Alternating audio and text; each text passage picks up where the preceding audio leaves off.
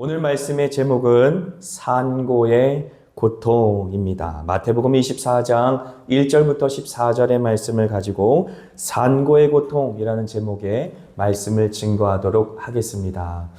우리가 이제 마태복음 23장까지는 예수님께서 예루살렘에 올라가셔서 성전에 들어가시고, 그리고 이제 예수님을 십자가에 팔아 그렇게 죽게 할 장본인들이 그런 모든 종교 지도자들 뿐만 아니라 그 종교 지도자들에게 놀아나서 결국은 예수님을 이방인에게 팔 그 무리들을 향하여 그렇게 끝까지 하나님의 말씀을 증거하시는 예수님에 대해서 우리가 어제까지 함께 살펴보았습니다. 하나님께서 그 땅의 사람들을 사랑하시되 끝까지 사랑하시던 예수님의 인내와 그리고 예수님의 복음 사역의 모본을 우리가 보고, 이 땅 가운데서도 우리가 우리 스스로 누군가를 정죄하거나 비판하거나 그렇게 선입견을 갖고 이 사람에게 복음을 증거하면 받을 거야, 혹은 이 사람에게 복음을 증거하면 받지 않을 거야 라고 우리 스스로 그러한 결정을 내리지 않고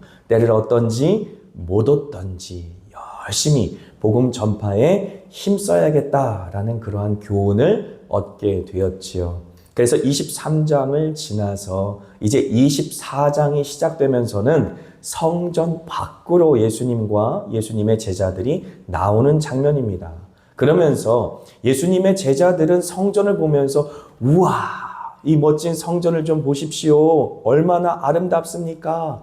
라고 예수님에게 이야기했지요.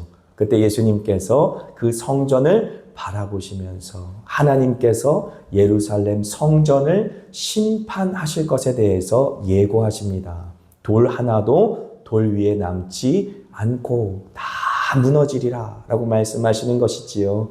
하나님께서는 예수 그리스도, 이 땅 가운데 하나님의 아들인 예수 그리스도를 보내셨기에 솔직히 이제는 성전이 필요 없는 것 아닙니까? 그래서 성전이 무너져야만 했었는데, 그런데 그 무너진 이유가 참으로 참담하지요.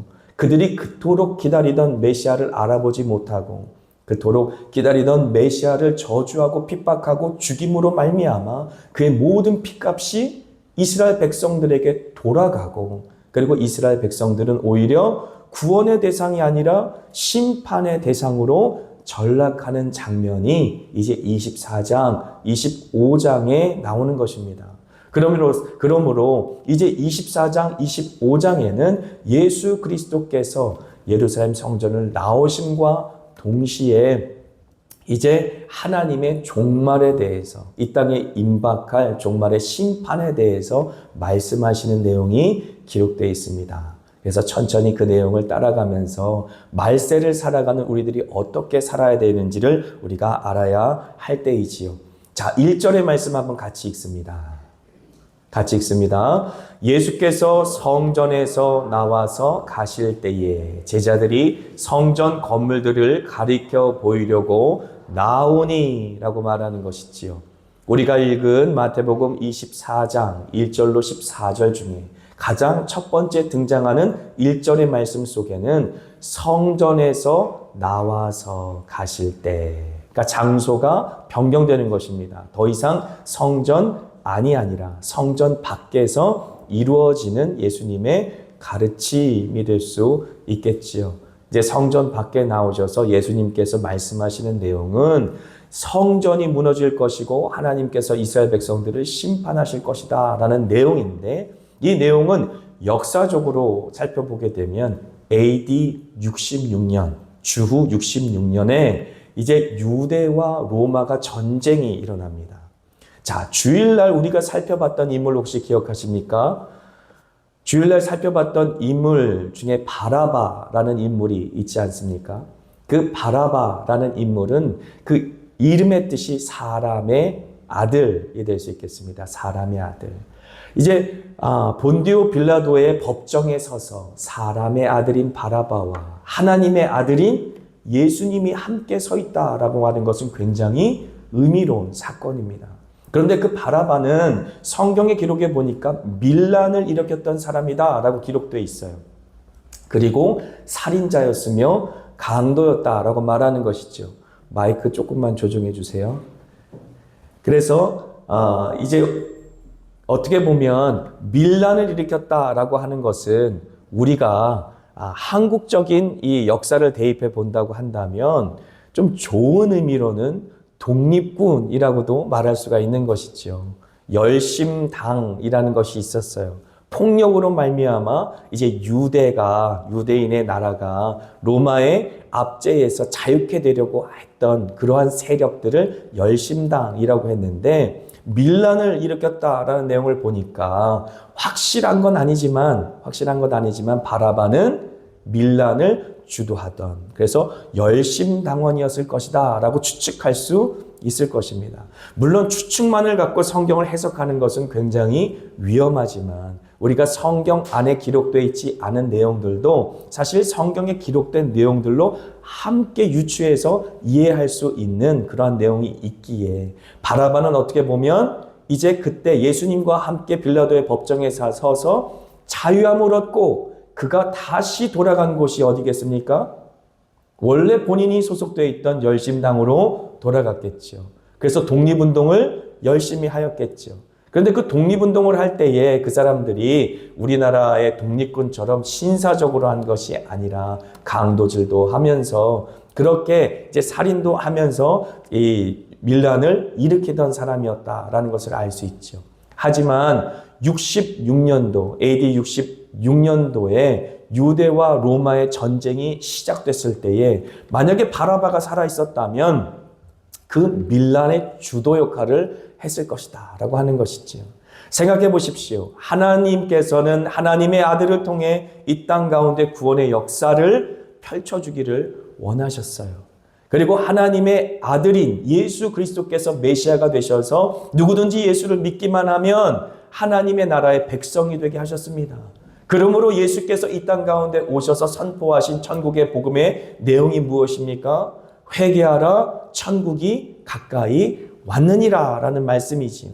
그렇습니다. 예수님께서 이 땅에 오신 의미는 하나님의 나라가 이미 임하였다라는 선언이었고, 누구든지 예수를 믿는 자마다 멸망치 않고 영원한 생명을 얻을 수 있는 천국의 문이 활짝 열렸다라고 하는 것이지요. 그런데 이제 이스라엘 백성들은 그러한 메시아, 그들이 앙망하고 기다리던 메시아였던 예수를 선택하지 않고 빌라도의 법정에서 오히려 바라바를 선택했다라고 하는 것이지요. 밀란을 일으켜 그리고 군사적인 그런 모든 소요와 전쟁을 통해 본인들은 힘으로 다윗 왕이 이루었던 그 엄청난 나라의 부국 강병을 이뤄보겠다라는 꿈을 예수님 대신에 꾸었다라고 하는 것이지요. 예수님 하나님의 방법입니다. 바라바 사람의 방법이지요. 그래서 사람의 아들인 바라바를 하나님의 아들인 예수 대신에 선택한 결과 그들이 어떻게 됩니까? AD 70년, 이제 주후 70년에 결국은 로마의 디도 장군이 이끌어온 모든 군병에 의해서 예수님의 예언의 말씀 그대로 예루살렘 성전은 무너지고 마는 것이죠. 돌 하나도 돌 위에 남지 아니하고 다 무너지게 되는 것입니다.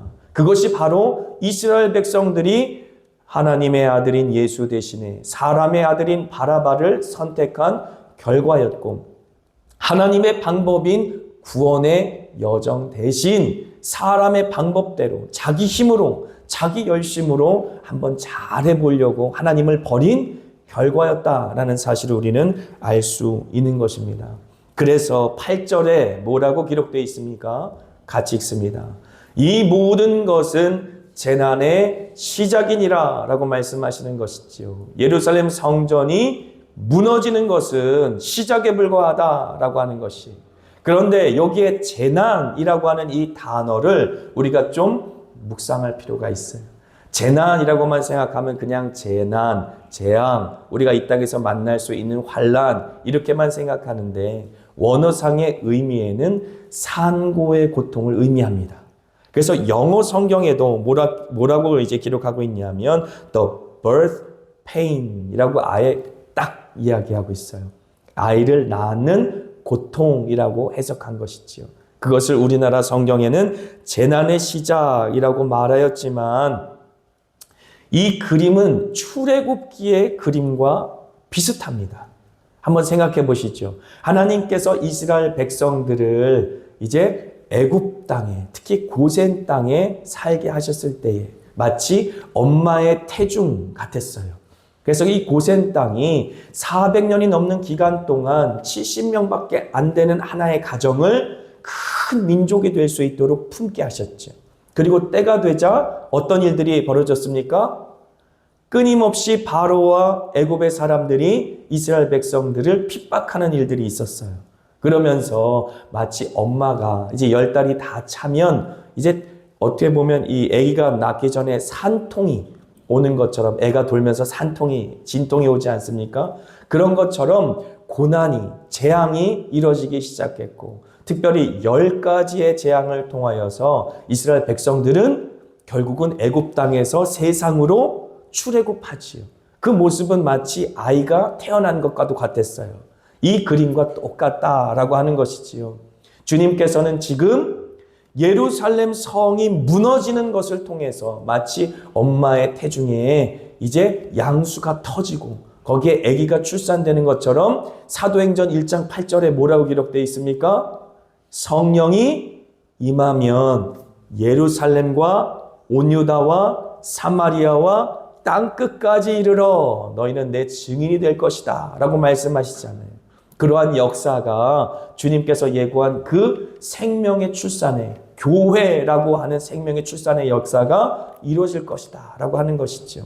그래서 출애굽기의 출애굽 여정은 마치 이 땅 가운데 예수의 십자가 고난, 그 상고의 고통을 통하여 예루살렘 성이 무너지고 그리고 성령께서 임하심으로 말미암아 이 땅의 교회라고 하는 하나님의 나라가 태어나서 하나님의 백성들이 마치 가나안 땅으로 진격하는 것처럼 이 땅의 땅끝을 향하여 하나님의 복음을 높이 들고 전진하는 그 그림을 우리에게 보여주고 있다라고 하는 사실입니다.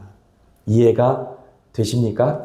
그래서 출애굽기의 그림과 그리고 지금 이 예루살렘 성이 무너지고 예수님이 십자가 고통, 그 산고의 고통으로 교회라고 하는 저와 여러분의 이 놀라운 생명 공동체, 은혜 공동체, 구원 공동체, 이 땅에 임한 하나님의 나라 공동체, 그것을 태어나게 하시기 위해 이러한 과정을 겪었다라는 사실을 기억하시고 본문을 보시면 좋을 것 같아요.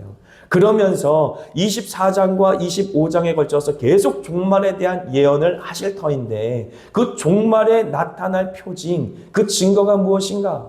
8가지의 부정적인 증거가 나타나고 그리고 한 가지 긍정적인 증거가 나타나요.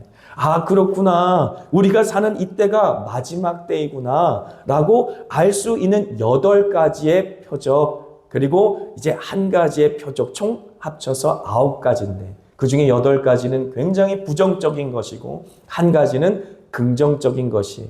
그래서 그것을 보시면서 예수님께서 말씀하신 종말의 때를 우리가 어떻게 살아야 되는지 한번 살펴보면 좋겠습니다. 3절 말씀 한번 보죠. 같이 읽습니다. 예수께서 감람산 위에 앉으셨을 때에 제자들이 조용히 와서 이르되 우리에게 이르소서 어느 때에 이런 일이 있겠사오며 또 주의 임하심과 세상 끝에는 무슨 징조가 있사오리까. 그래서 많은 사람들이 종말을 어떻게 생각하냐면 예수님이 다시 오셨을 때를 종말이라고 생각해요.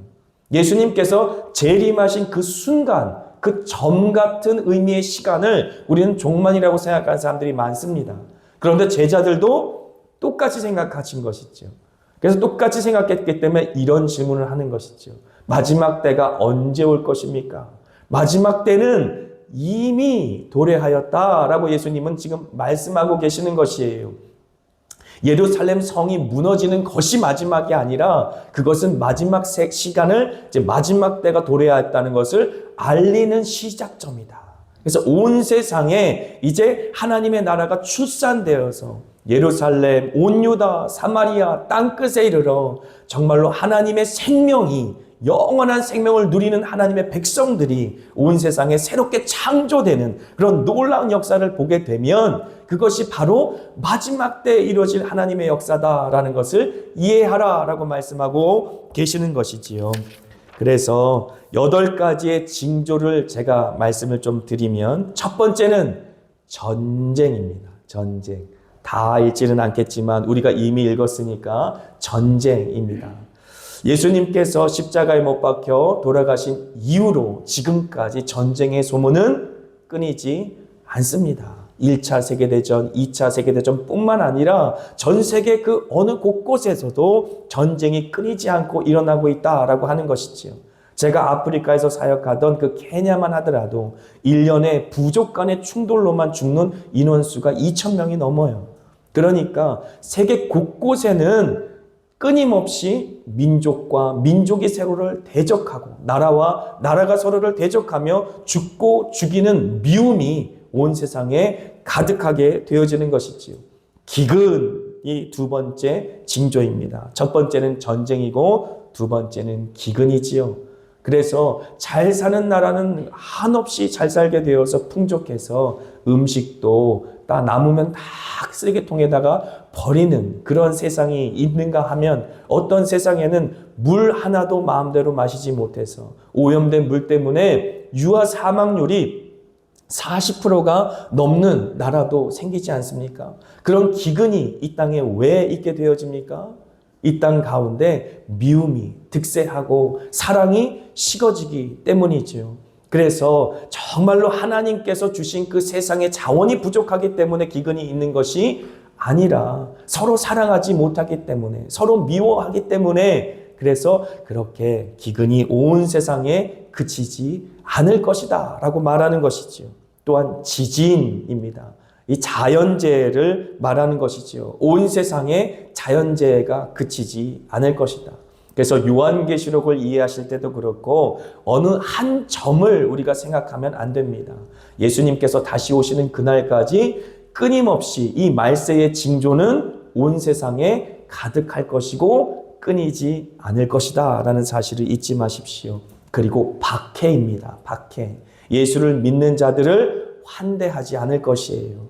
오히려 예수 그리스도를 믿는 생명 공동체가 끊임없이 박해 가운데 처하게 될 것이고 여러분들이 생각할 때에는 로마 시대, 네로의 시대에 십자가에 거꾸로 못 박혀 죽이거나 사자에게 던지거나 그렇게 불에 태워 죽이거나 이러한 끔찍한 순교의 역사가 기록됐던 시대보다 지금 이 시대의 순교자가 적을 것이라고 생각하는데 절대 그렇지 않습니다. 통계적으로만 봐도 순교자의 숫자는 20세기에 훨씬 더 많습니다. 과거 그 어느 때보다도 우리가 사는 시대의 순교자가 훨씬 더 많다라는 사실 잊지 마시기 바랍니다. 특별히 아프리카 같은 지역에는 예수 믿는다는 이유만으로 죽임당하는 사람들이 굉장히 많습니다. 지금도 예배드리다가 예배당이 불타고 목베임을 당하고 총살을 당하는 사람들이 온 세상에 가득하다라는 사실을 잊지 말아야 되는 것이지요. 다만 우리가 알면서도 눈을 가리고 귀를 막고 있을 뿐 우리가 평안하다 생각해서 세상에서 일어나고 있는 순교의 역사와 처절하게 쏟아지는 순교자들의 피해 모습에 눈을 막고 있을 뿐 그 어느 때보다 순교자가 많이 일어나는 시기가 바로 우리가 사는 이 세대다라는 사실 잊지 마시기 바랍니다. 그리고 예수님 오실 그때까지 끊임없이 박해는 지속될 것입니다. 심지어 동족 상잔의 비극이 일어난 이후에 북녘 땅에 사는 우리의 동포들 가운데도 예수 믿는 사람들이 끊임없이 순교하고 있지 않습니까? 그러므로 우리는 이 박해에 대해서 깨어서 늘 기도하고 이 대한민국 교회가 이렇게 신앙의 자유를 갖고 선교하는 교회가 된 것에 대해서 하나님 앞에 감사할 뿐만 아니라 박해를 당하고 있는 지역에 나아가 구원을 하나님께서 구원의 역사를 이루어 주실 수 있도록 사역할 수 있는 그런 저와 여러분 되길 축복합니다. 그리고 거짓 선지자들입니다. 끊임없이 잘못된 이단 사상과 가르침을 가리키는 거짓 선지자들이 일어날 것이다 라고 하는 것이지요. 이단 사상은 수그러들지 않을 것이다. 교회를 공격하는 거짓된 가르침은 수그러들지 않을 것이다. 오히려 건강한 교회 안에도 가만히 우리의 믿음을 갉아먹고 또 우리 마음속에는 사랑을 갉아먹고 천국의 소망을 갉아먹을 수 있는 잘못된 가르침이 끊임없이 교회를 공격할 것이다 라고 말하는 것이지. 그로 말미암아 배교가 이루어질 것입니다. 전쟁, 기근, 지진, 박해, 거짓 선지자, 배교라고 하는 것은 믿음을 떠난다라고 하는 것이에요. 이것에 관해서는 두 가지 큰 교단의 이제 다른 의견이 있어요. 이제 칼빈의 예정론을 믿는 분들은 그런 일은 없다. 하나님께서 예정한 사람들은 하나님께서 반드시 구원하신다라고 생각하고 만일 배교한다면 그 사람은 하나님께서 구원한 사람이 아닐 것이다. 처음부터 그렇게 믿는 교단이 있고 오히려 반대로 그렇지 않다. 충분히 하나님의 은혜의 장중에서 멀어져서 하나님을 근심케 하다가 성령을 소멸하고 믿음을 떠나는 사람들이 교회 역사 속에는 계속 있었기에 말세 지말에 배교의 역사는 크게 일어날 것이다 라고 믿는 교단이 있으니 그런 교단은 알미니안주의라고 이제 부릅니다. 그래서 성경 안에는 이 모든 가르침이 다 기록되어 있어요. 그래서 우리가 하나님 앞에 구원의 확신을 갖는다라고 했을 때 나는 절대로 배교할 일이 없어. 아무리 이 땅 가운데 살아가면서 박해가 임하고 나의 믿음을 흔드는 그런 어려운 시험이 나에게 임한다 할지라도 하나님께서 나를 예정하셨기에 나는 구원에서 멀어지지 않을 거야 라고 생각하면 안 된다라고 하는 것이지요.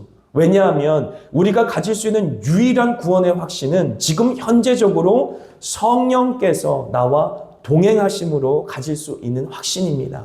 그래서 주님께서 날마다 나와 함께 하시면서 구원의 기쁨을 주시고 그 감격을 갖게 하실 때에 우리는 구원의 확신을 가질 수 있는 것이지 우리가 세상 가운데 하나님이 주신 구원의 감격을 다 까먹고 또 세상 속에 있는 죄의 기쁨 가운데 주님이 주신 천국의 기쁨을 다 까먹고 그러면서도 나는 세례받았으니까 나는 영접 기도했으니까 나는 천국 갈 수 있어 라는 거짓된 확신에 미혹된다면 그것은 오히려 거짓 선지자들이 잘못 가르쳐준 그러한 잘못된 구원의 확신 때문에 나중에 주여 주여 하는 자마다 천국에 다 들어올 수 없다라고 말씀하신 주님의 말씀이 우리에게 적용될 수도 있다라고 하는 것이지.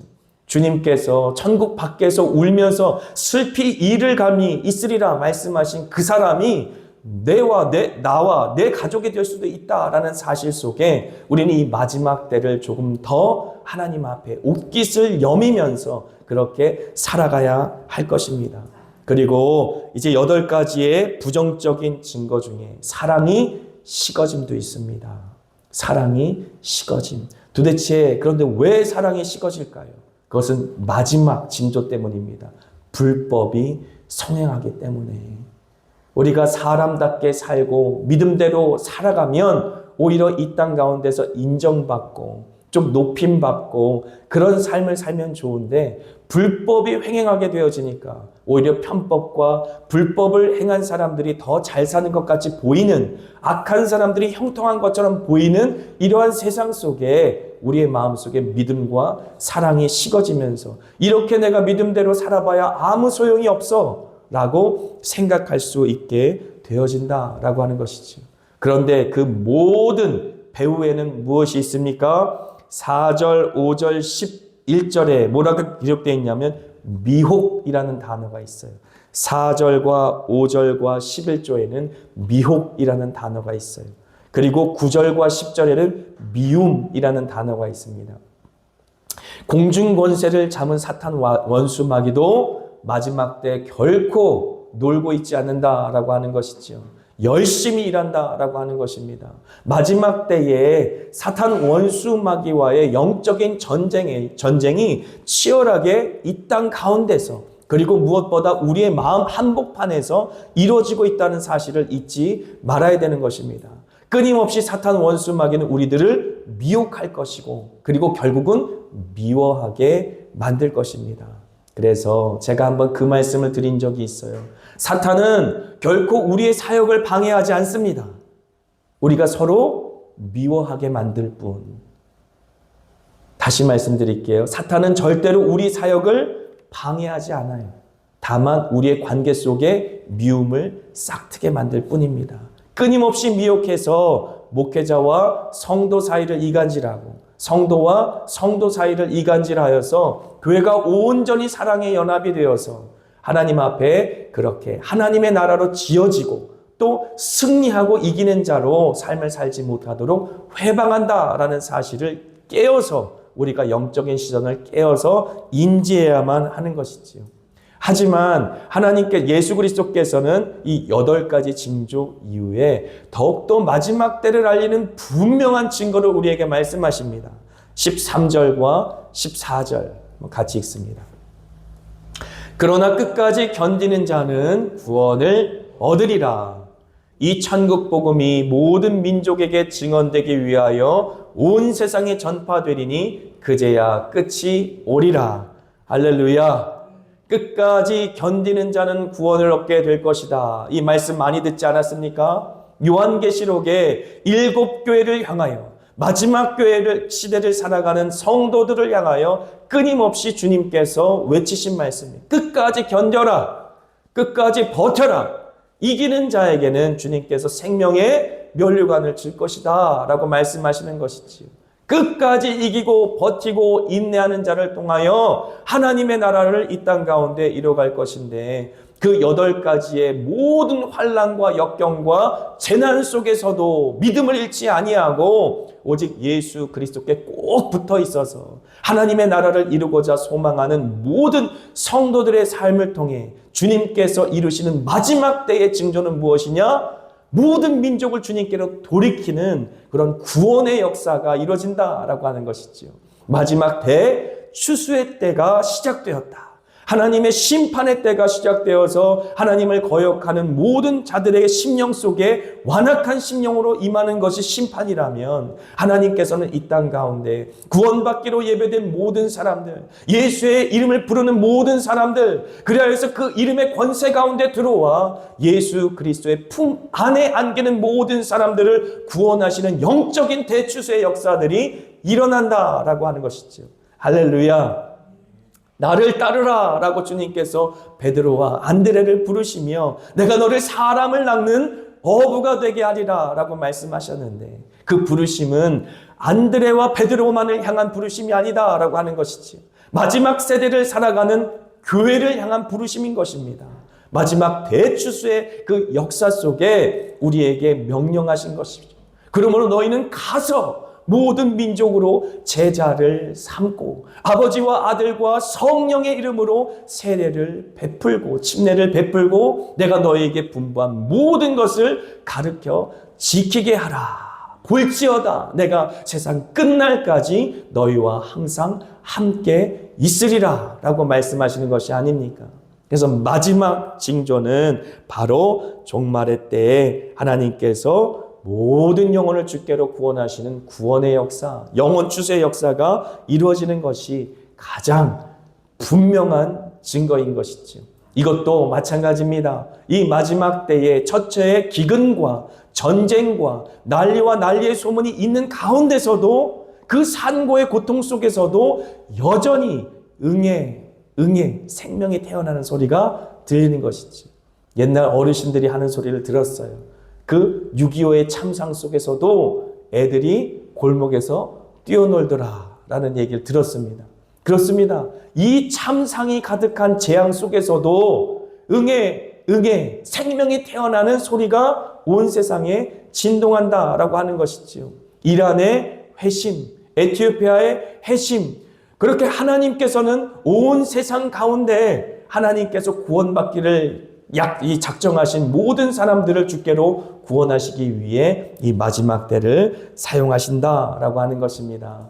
이 밤 기도하실 때 하나님께서 저와 여러분들을 이 추수의 일꾼으로 삼으셨습니다.